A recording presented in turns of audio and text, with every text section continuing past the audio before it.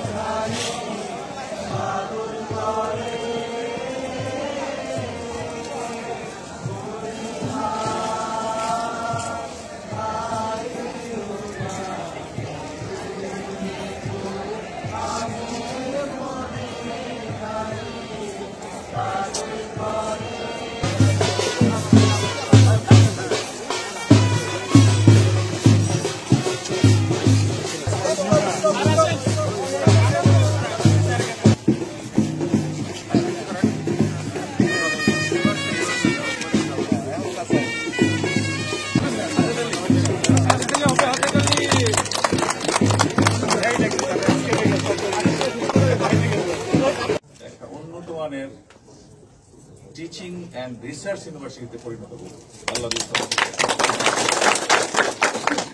আমি আরেকটা জিনিস মনে করে দিই, আমাদের দেশে অনেকগুলো বিজ্ঞান ও প্রযুক্তি বিশ্ববিদ্যালয় রয়েছে। আমি প্রায় বেশি 35 বছর আমার চাকরি 36 এর দিকে যাচ্ছে। তো আমি অনেক বিশ্ববিদ্যালয় ভ্রমণ করেছি, বিভিন্ন কারণে পরীক্ষা নেওয়া, সাক্ষাৎ পিএইচডির ভাইবা নেওয়া, ইঞ্জিনিয়ার ভাইবা নেওয়া, ইয়ার ফাইনাল ভাইবা নেওয়া, তারপরে এক্সপার্ট শিক্ষক নিয়োগের এক্সপার্ট হিসেবে কাজ করা, এগুলো আপনারা সবাই করে থাকেন, আমাদের শিক্ষকরা করে। তো আমি দেখি যে অনেকগুলো বিজ্ঞান ও প্রযুক্তি বিশ্ববিদ্যালয়ে জায়গা জমিই নাই, 35 একর, 40-50 একর।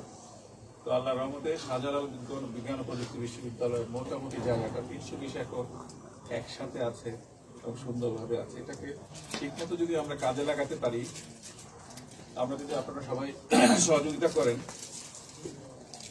আমরা ইতিমধ্যে 253 কোটি টাকার 2টো একাডেমিক ভবনের পারমিশন পেয়েছি।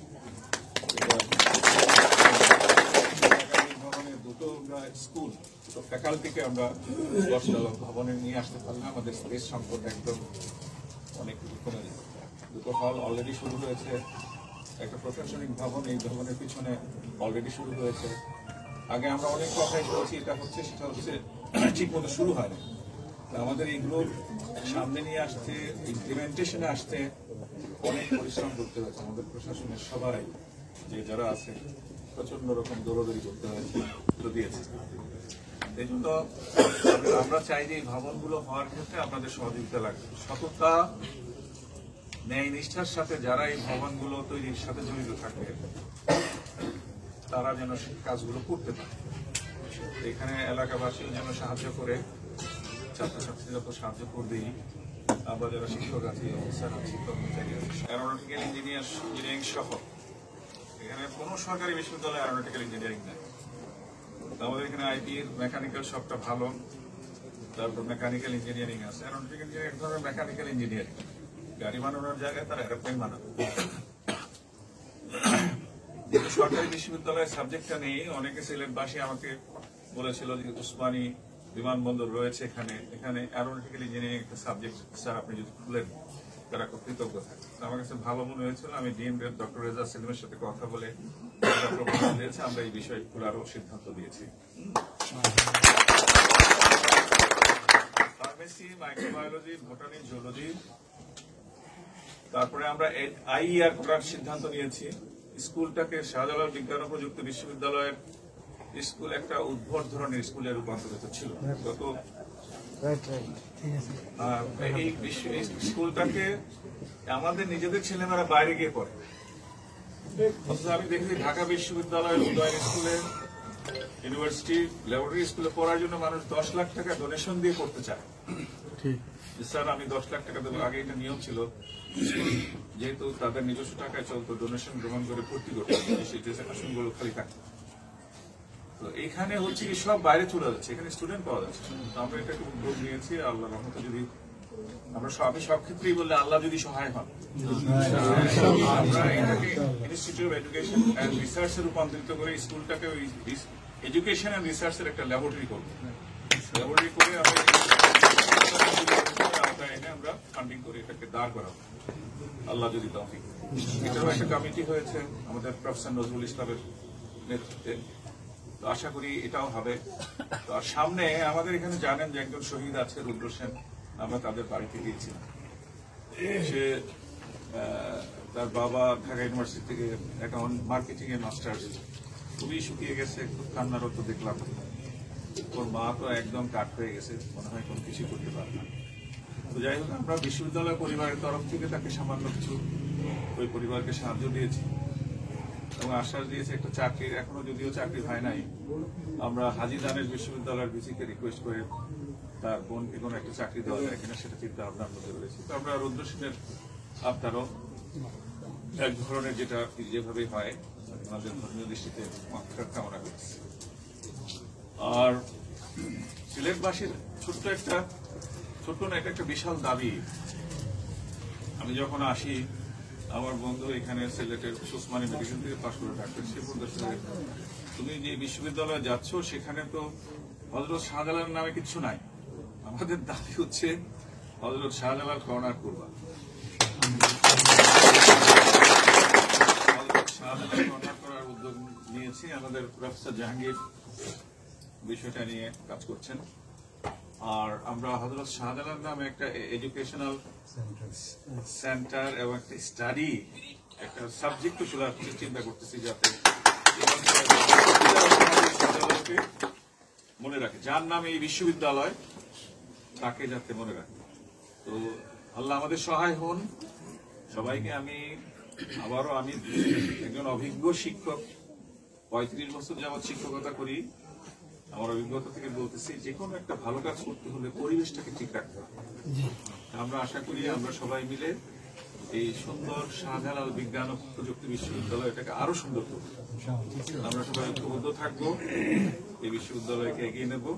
আশা করি আমাদের ছেলেরা এই দেশ তথা পৃথিবীর বুকে অন্য কোনো ভালোভাবে স্থান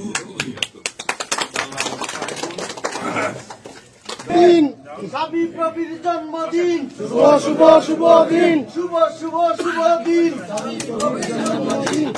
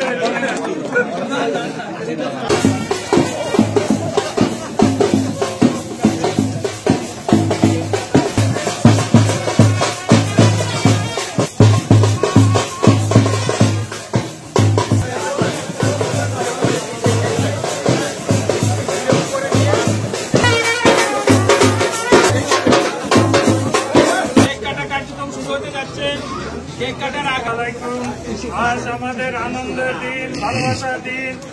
শাহজালাল বিজ্ঞান ও প্রযুক্তি বিশ্ববিদ্যালয় 35তম বিশ্ববিদ্যালয় দিবস। আমাদের এই আনন্দ ভালোবাসার সুযোগ হয়েছে জুলাই বিপ্লবের ছাত্র জনতার আন্দোলন সংগ্রামের কারণে। বেশিরভাগ এই পরিবর্তিত পরিবেশে তারপরে আমাদের আরো উত্তরোত্তর অগ্রযাত্রা সাফল্য আসবে এবং সাবি পরিবার চমৎকার পরিবেশ। আমি রেজিস্ট্রার মহোদয়ের বক্তব্যের সূত্র ধরে বলছি, যে আজকে আমাদের অত্যন্ত আনন্দের দিন এবং এটি একটি অবিস্মরণীয় দিন। জুলাই বিপ্লবে যারা শহীদ হয়েছেন বিশ্ববিদ্যালয় দিবসে প্রথমে আমি তাদেরকে শ্রদ্ধা করে স্মরণ করছি, তাদের মাগফিরাত কামনা করছি। যারা আহত তাদের আরোগ্য লাভের জন্য এবং যারা এখনো নিখোঁজ তাদের খোঁজ পাওয়ার জন্য প্রত্যাশা এবং কামনা ব্যক্ত করছি। আপনারা সবাই জানেন বৃহত্তর সিলেটবাসীর দীর্ঘদিনের আন্দোলনের ফলে এই অঞ্চলে বিশ্ববিদ্যালয়টি প্রতিষ্ঠিত হয়। সেই বিশ্ববিদ্যালয় ধীরে ধীরে 3 যুগ পূর্তি পালন করবে আগামী বছর এবং এই জুলাই বিপ্লবের পরে আমি মনে করি বিশ্ববিদ্যালয় এই বছরে এসে স্বয়ংসম্পূর্ণতা অর্জন করবে। আমাদের শিক্ষার্থীরা সবাই আবাসিক সুবিধা লাভ করবে। এই বিশ্ববিদ্যালয়ের একাডেমিক ভবনের যে অসুবিধাগুলো ছিল সেগুলো স্থাপন হবে। আমি মনে করি 3 যুগ পেরিয়ে 3 যুগের প্রাককালে আমাদের বিশ্ববিদ্যালয় একটা স্বয়ংসম্পূর্ণ বিশ্ববিদ্যালয় হিসাবে তার সুগঠিত সুলালিত যে স্বপ্ন ছিল আমাদের সেটা বাস্তবায়িত হতে যাচ্ছে। আমি সাধুবাদ জানাই, শুভেচ্ছা জানাই। একই সাথে বলি যে আমি অনেক সিনিয়র সহকর্মীকে দেখতে পাচ্ছি না। বিশ্ববিদ্যালয়ের কেক যাদেরকে খাওয়ানো হতো এখন মনে হচ্ছে যে প্রো ভাইস চ্যান্সেলর হিসেবে আমি সেই একটা চমৎকার বিশ্ববিদ্যালয় ছিল। মাঝখানে যে দিকেটা হয়েছে সেটা যাতে আমরা পুনরুদ্ধার করতে পারি সেই চেষ্টায় সবাই সবার পক্ষ থেকে চেষ্টা করব, এই প্রত্যাশা ব্যক্ত করে আমি আমার বক্তব্য শেষ করছি। ধন্যবাদ সবাইকে। আজকে সত্যিকার অর্থে একটি আনন্দের দিন। একটি বিশ্ববিদ্যালয় 35 বছর পার করেছে, 35 বছরের হয়েছে। 35 বছর অনেক সময় এর মধ্যে বিশ্ববিদ্যালয় আমি এই বিকশিত হওয়ার পিছনে যাদের অবদান সিলেটবাসী, যাদের প্রাণপণ চেষ্টা, যাদের ঐকান্তিক সহযোগিতায় এই বিশ্ববিদ্যালয় প্রতিষ্ঠিত হয়েছে তাদের কথা স্মরণ করছি আজকের এই দিনে। এবং সাথে সাথে স্মরণ করছি জুলাই 36 জুলাই এটা আমরা শ্রেণীর আমাদের ছেলে মেয়েরা আমাদের মিসিং হয়েছে।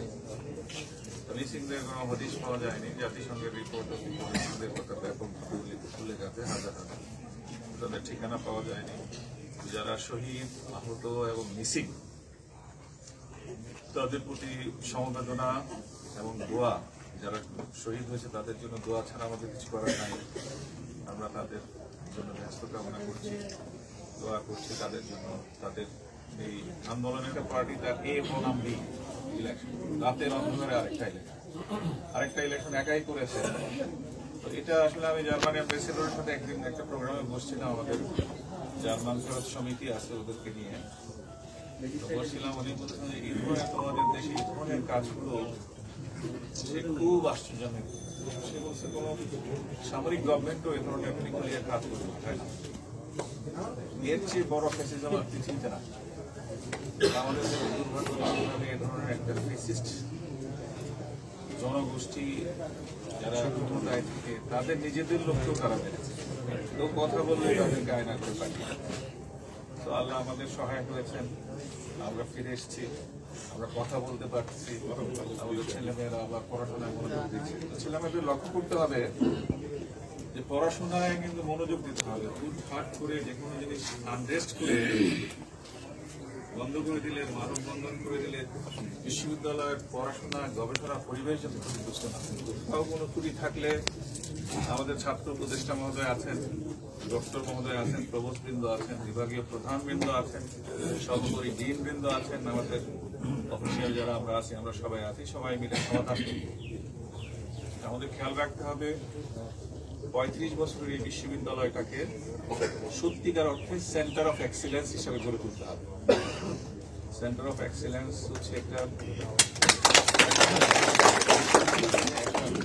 বিভাগের মধ্যে অন্যতম একটা প্রতিষ্ঠান, যার মাধ্যমে এই অঞ্চল, এই বিভাগ এবং এই দেশের লোকের গৌরব করতে হবে।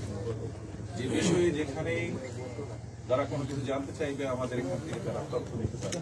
আমাদের জ্ঞানী জুনিয়র স্কলার এবং সিনিয়র স্কলারদের একটা সমাহার থাকবে। তো সেজন্য আমি সবাইকে বলবো ধৈর্যের সাথে আমরা যে সমস্ত কাজ করেছি আলহামদুলিল্লাহ, আর সামনে যে সমস্ত কাজ করতে একটু দেরি হচ্ছে ধৈর্য ধরে আমাদের সহযোগিতা করার আহ্বান জানাচ্ছি। আশা করি আমরা সব সমাধান করব, বিশ্ববিদ্যালয়টাকে একটা উন্নত মানের টিচিং অ্যান্ড রিসার্চ ইউনিভার্সিটিতে পরিণত করব। আল্লাহ আমি আরেকটা জিনিস মনে করে দিই, আমাদের দেশে অনেকগুলো বিজ্ঞান ও প্রযুক্তি বিশ্ববিদ্যালয় রয়েছে। আমি প্রায় বেশি 35 বছর আমার চাকরি 36 এর দিকে যাচ্ছে। তো আমি অনেক বিশ্ববিদ্যালয় ভ্রমণ করেছি, বিভিন্ন কারণে পরীক্ষা নেওয়া, সাক্ষাৎ পিএইচডির ভাইবা নেওয়া, এমফিলের ভাইবা নেওয়া, ইয়ার ফাইনাল ভাইবা নেওয়া, তারপরে এক্সপার্ট শিক্ষক নিয়োগের এক্সপার্ট হিসেবে কাজ করা, এগুলো আপনারা সবাই করে থাকেন, আমাদের শিক্ষকরা করে। তো আমি দেখি যে অনেকগুলো বিজ্ঞান ও প্রযুক্তি বিশ্ববিদ্যালয় জায়গা জমিই নাই।